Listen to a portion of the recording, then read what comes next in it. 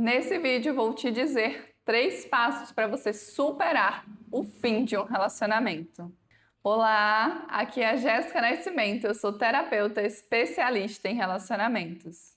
Primeiro, viva o luto e respeite o seu processo. É muito comum observarmos que após um término de um relacionamento, algumas pessoas passam por 5 fases. Embora nem todas as pessoas vão passar por essas 5 fases ou vão passar por essas 5 fases nessa mesma ordem. Às vezes a pessoa vai passar em uma ordem diferente. E eu já vou te explicar brevemente quais são essas fases. Mas antes, é importante você saber que essas fases são uma adaptação do modelo dos 5 estágios do luto proposto pela psiquiatra Elizabeth. Uma das fases que a gente consegue observar no luto de um relacionamento é a negação. É fingir que está tudo bem, é achar que é só mais uma fase, achar que é só mais uma crise que vocês estão tendo, mas que tudo vai se resolver, que tudo vai voltar ao normal. Uma outra fase é a da raiva. Nessa fase, você pode criticar excessivamente a outra pessoa, focando só naquilo que foi de muito ruim no relacionamento. Você pode se sentir injustiçado ou injustiçada. Às vezes é uma forma de tentar superar um relacionamento diminuindo a outra pessoa ou o relacionamento que vocês tiveram. Você pode ficar, inclusive, muito irritado ou irritada por achar que se dedicou demais, que fez muito e a outra pessoa não te valorizou. Você pode começar a amplificar tudo aquilo que era de desafio que vocês enfrentavam. Uma outra fase é a barganha. Você pode pensar, poxa, eu vou perder essa pessoa, estou sentindo que essa pessoa está se afastando, estou sentindo que essa pessoa não está mais tão interessada assim em mim. E então você pode tentar uma reaproximação, seja de forma direta ou de forma indireta. De forma direta, você pode se aproximar da pessoa e prometer coisas das quais você não tem condições de cumprir ou que você de fato não quer cumprir, mas naquele momento é como se aquilo se tornasse até insignificante para você e até mesmo você pode acreditar que vai fazer aquilo. Você pode começar a dizer que vai abrir mão de coisas que são importantes para você, que são inegociáveis para você, para estar ao lado daquela pessoa. Só que naquele momento você até pode pensar que aquilo é verdade. Você pode achar que estar com a outra pessoa é o suficiente, mas a longo prazo isso não se sustenta. Já de forma indireta, você pode procurar frequentar ambientes dos quais onde você sabe que a pessoa vai estar. Você pode tentar manter a amizade com a outra pessoa para se fazer presente, para outra pessoa não te esquecer. Para você ver se consegue de alguma forma reatar aquele relacionamento. Existem diversas formas de fazer essa barganha. Também tem a fase da depressão, que é quando você percebe que realmente o relacionamento acabou. E aqui, nessa fase, o sofrimento ele costuma se intensificar muito. Geralmente você vai precisar chorar, você pode sentir uma saudade extrema da outra pessoa, um vazio muito grande. Também tem uma outra fase, que é a fase da aceitação. Aqui, nessa fase, você consegue ressignificar a experiência e seguir em frente. Você já consegue lembrar da história, do que você vivenciou, sem sofrer de forma tão intensa. Nesse momento, é muito comum que as pessoas comecem a investir na própria vida, cuidar mais de si, olharem para os projetos que têm. Então, talvez hoje você esteja vivenciando uma dessas 5 fases. Mas o que é importante você saber a respeito disso? Nem todas as pessoas passam por essas fases da mesma forma, ou nessa mesma ordem. Alguns pulam fases, outros voltam para fases anteriores, outros sentem várias fases ao mesmo tempo. Alguns não passam por todas essas fases, mas é importante você saber que essas fases elas podem existir no seu processo porque fica melhor de você lidar com esse processo. O processo ele vai ser desafiador, não é fácil a gente se desapegar de alguém, a gente superar alguém, mas é possível. Então, respeite o seu processo e se permita vivenciar esse luto, porque isso vai te ajudar a, de fato, superar esse relacionamento.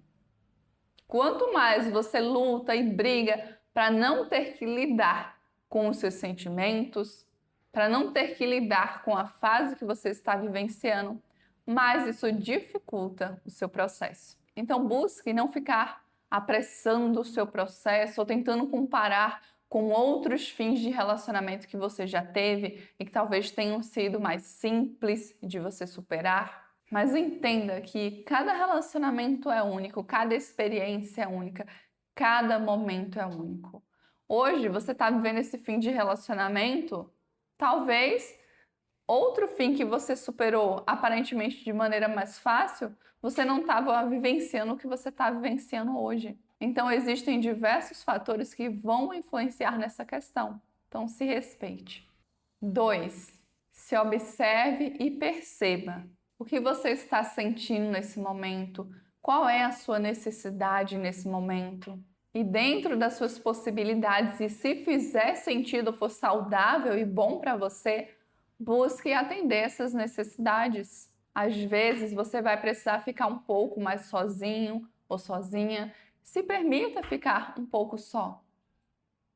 Não é se isolar para sempre, não é se isolar totalmente do mundo, mas talvez você precise ter mais tempo para você, para pensar, para refletir, e tá tudo bem. Então respeite isso. Não queira se forçar a ir a eventos, a sair com pessoas novas, a fazer atividades das quais nesse momento você está sentindo que não é para você. Às vezes você pode sentir saudades e vai achar que deve voltar, porque essa é a sua necessidade no momento, ter aquela pessoa de volta. Mas talvez o que na verdade você precise é se acolher, é se dar um abraço, é dizer tá tudo bem, isso vai passar. É só uma fase. A saudade, ela pode fazer parte do seu processo de superar alguém. Isso não quer dizer que você deve voltar para o relacionamento ou que esse relacionamento te fazia bem. Porque a gente não só sente saudade de relacionamentos que foram bons, de relacionamentos que foram positivos. A gente pode sentir saudade também de relacionamentos que foram tóxicos, de relacionamentos que nos machucaram muito. Não porque o relacionamento era bom, mas porque muitas vezes aquilo se tornou normal pra gente. Aquilo era familiar. Porque muitos de nós vamos nos envolver com pessoas que reforçam os nossos traumas, que confirmam as nossas crenças negativas com relação a relacionamentos, que reproduzem a instabilidade que a gente viveu na nossa infância. Então percebe qual é a sua necessidade nesse momento e se fizer sentido, se for algo bom para você e positivo, atende essa sua necessidade. Às vezes a sua necessidade, como eu disse, de ficar um pouco mais só. Então, se acolhe, se respeita, fica um pouco mais só. Às vezes a sua necessidade é sair um pouco mais sozinho ou sozinha. E não necessariamente ficar no seu quarto, pensando, refletindo. Então sai sozinho ou sozinha. Às vezes a sua necessidade é de não estar contando para todo mundo aquilo que você está vivenciando, aquilo que você está sentindo. Então se respeita. Porque esse é o seu momento, essa é a situação que você está passando. Só você que vai definir exatamente o que é melhor para você agora. 3. Se afaste da pessoa. E se você não tiver como se afastar, diminua ao máximo o contato com essa pessoa. Manter o contato com a outra pessoa, muitas vezes o que vai fazer é aumentar o seu nível de sofrimento. É te fazer, muitas vezes, criar expectativas a respeito de algo que não é real.